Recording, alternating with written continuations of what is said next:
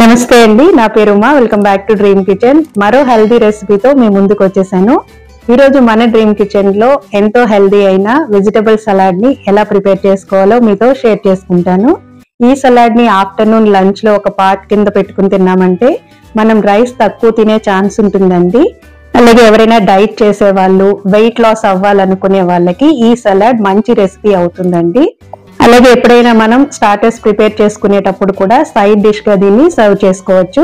ఇంకా లేట్ చేయకుండా ఈ వెజిటబుల్ సలాడ్ ని ఎలా ప్రిపేర్ చేసుకోవాలో ప్రాసెస్ లోకి వెళ్ళిపోదాం.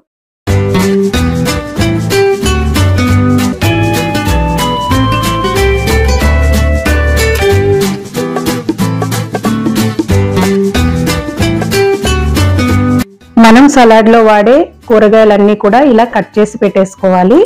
ముందుగా క్యారెట్ తీసుకుని పైన తొక్క తీసేసుకుని ఎంత సన్నగా వీలైతే అంత సన్నగా పొడుగ్గా ఇలా కట్ చేసుకోవాలి. తర్వాత క్యాబేజీ తీసుకుని క్యాబేజీని కూడా ఇలా సన్నగా కట్ చేసుకోవాలి. తర్వాత క్యాప్సికమ్ తీసుకుని లోపలున్న గింజలు తీసేసి ఇలా సన్నగా కట్ చేసుకుని పక్కన పెట్టుకోవాలి. తర్వాత టమాటా తీసుకుని కట్ చేసుకుని లోపల గింజలు లేకుండా తీసేసుకుని కట్ చేసి పక్కన పెట్టుకోవాలి. టమాటాలు మరీ మెత్తగా ఉన్నవి కాకుండా మీడియంగా ముగ్గినవి తీసుకోండి. అప్పుడే మనకి ఇలా కట్ చేసుకోవడానికి ఈజీగా ఉంటుంది. తర్వాత కీరా తీసుకుని పైన తొక్క తీసేసుకుని లోపల గింజలు లేకుండా ఇలా సన్నగా కట్ చేసుకుని పక్కన పెట్టేసుకోవాలి. ఈ విధంగా మనం తీసుకున్న కూరగాయలన్నీ కూడా ఇలా సన్నగా కట్ చేసుకుని పక్కన పెట్టేసుకుని తర్వాత ఒక బౌల్ తీసుకుని ఆ బౌల్లో ఒకదాని తర్వాత ఒకటి యాడ్ చేసుకోవాలి. ముందుగా క్యాబేజీ యాడ్ చేస్తున్నాను. తర్వాత కట్ చేసి పెట్టుకున్న టమాటా ముక్కలు యాడ్ చేసుకుని తర్వాత కీరా ముక్కలు యాడ్ చేసుకోవాలి. తర్వాత క్యాప్సికమ్ యాడ్ చేసుకుని ఫైనల్ గా క్యారెట్ కూడా వేసేసుకుని మొత్తం అన్ని ఒకసారి బాగా మిక్స్ అయ్యేలాగా ఇలా కలుపుకోవాలి.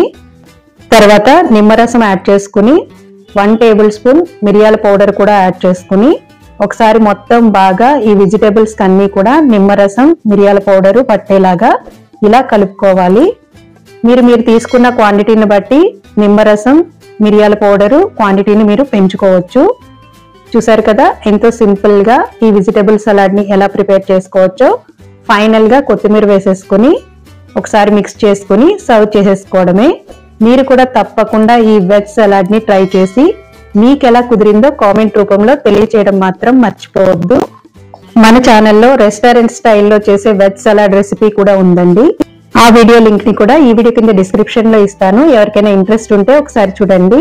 మరెన్నో quick and tasty healthy veg salad recipes కోసం మన డ్రీమ్ కిచెన్ ఛానల్ ని సబ్స్క్రైబ్ చేసుకోవడం మాత్రం మర్చిపోవద్దు. Thank you for watching.